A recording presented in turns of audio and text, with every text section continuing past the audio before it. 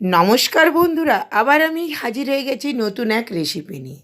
দেখুন বন্ধুরা, এটা তো আপনারা দেখেই বুঝতে পারছেন আজকে আমি আপনাদেরকে মিষ্টি রেসিপি করে দেখাবো।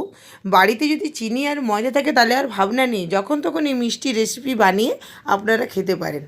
আরেকটা মজার কথা বলে দিই, এই মিষ্টি বানিয়ে আপনারা 15 থেকে 20 দিন সংরক্ষণও করতে পারেন। চলুন রেসিপিটা শুরু করা যাক। কড়াইয়ের মধ্যে আমি 1 বাটি চিনি আর 1 বাটি জল নিয়ে নেব। যে বাটির মেপে চিনি নেবেন সেই বাটির মেপে জল নিতে হবে। চিনি আর জল আমি ভালো করে মিক্স করে মিনিটখানেক ফুটিয়ে নেব। তারপর দেখুন চিনি থেকে একটা কালো রঙের নোংরা বার হচ্ছে, আমি সেইটা তুলে নেব। আপনারা যদি চান এই প্রসেসটা করতে পারেন, না করলেও কোনো অসুবিধা নেই। তারপর আমি এটা 5 থেকে 7 মিনিট ফোটাবার পর আমি আপনাদেরকে দেখাচ্ছি। চিনিটা যেরকম চ্যাটচ্যাট হয়ে যাবে তখন বুঝবেন চিনির রসটা পারফেক্ট হয়ে গেছে। এরপর আমি একটা থালার মধ্যে 1.5 বাটি ময়দা আর 2 চামচের মতন ঘি আর সামান্য পরিমাণে নুন নিয়ে নেব। আপনারা যদি চান নুন না দিলেও পারবেন, নুন দিলে একটু মিষ্টি রেসিপি খেতে ভালো লাগে, আমি সেই জন্য একটু নুন দিলাম।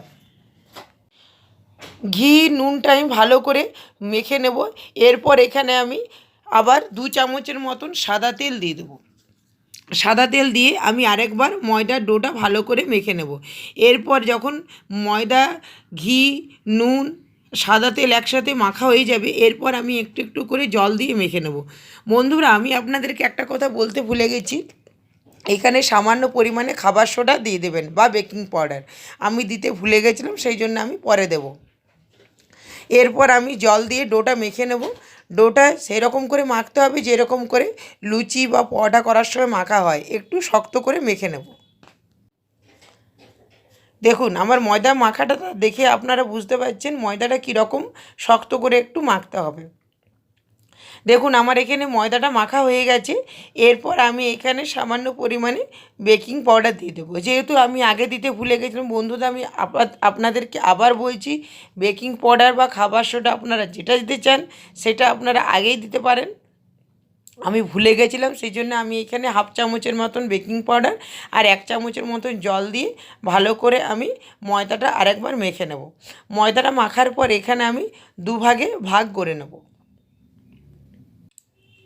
দুভাগে ভাগ করার পর আমি লেচিগুলো একটু হাত দিয়ে গোল করে নেব। তারপর রুটির যেরকম করে বলে আমি পাতলা করে বেলে নেব। তারপর আবার ছুরি দিয়ে কেটে নেব। দেখুন এরকম বেলার পর আমি একটা ছুরি দিয়ে কেটে নেব।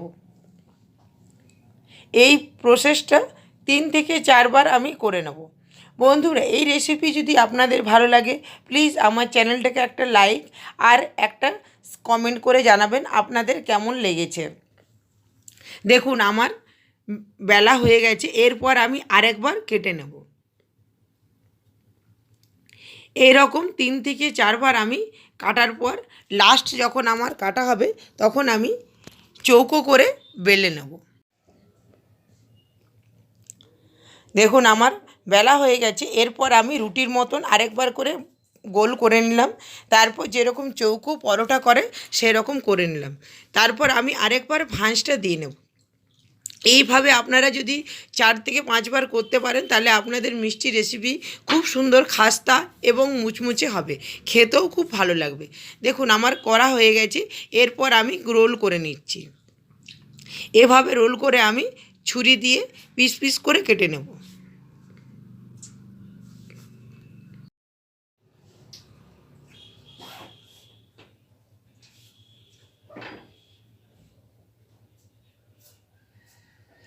দেখুন আমার এই রকম পিস পিস করে কাটা হয়ে গেছে।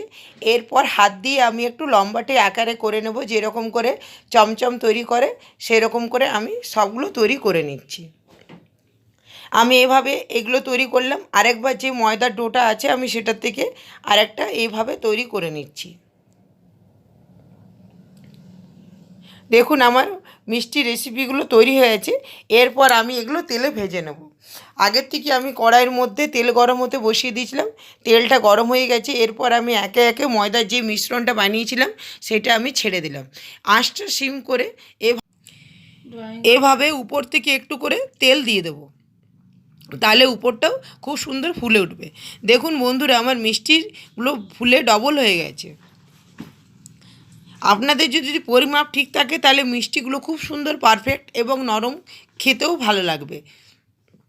দেখুন আমার যখন এরকম লাল করে ভাজা হয়ে যাবে আমি এরপর তুলে নেব, তুলে নিয়ে একটা থালার মধ্যে রেখে দেব।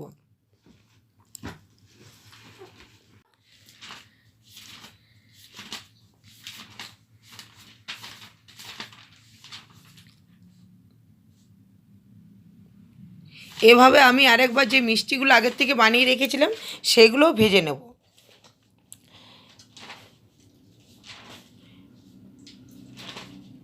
এরপর চিনির রসের মধ্যে মিষ্টিগুলো দিয়ে আমি এগুলো 5 থেকে 7 মিনিট ডুবিয়ে নেব। তারপর আমি আরেকবার চিনির রসটা ফুটিয়ে নেব। তাহলে কি হবে, মিষ্টিগুলো উপর থেকে একটু সাদা সাদা কালারে হবে। আপনারা যদি না চান তাহলে এরকমও খেতে পারেন। এভাবে আপনারা করলে সংরক্ষণ করতে পারবেন না, আর যদি আপনারা একটু চিনির রসটা ফুটিয়ে নিতে পারেন তাহলে একটু সংরক্ষণ করতে পারেন। বন্ধুরা, এই রেসিপি যদি আপনাদের ভালো লাগে প্লিজ আমার চ্যানেলটাকে লাইক শেয়ার একটা কমেন্ট করে অবশ্যই জানাবেন এই রেসিপি আপনাদের কেমন লাগলো। বন্ধুরা, আজের মতন এই পর্যন্ত, দেখা হবে নতুন রান্নার এপিসোডে।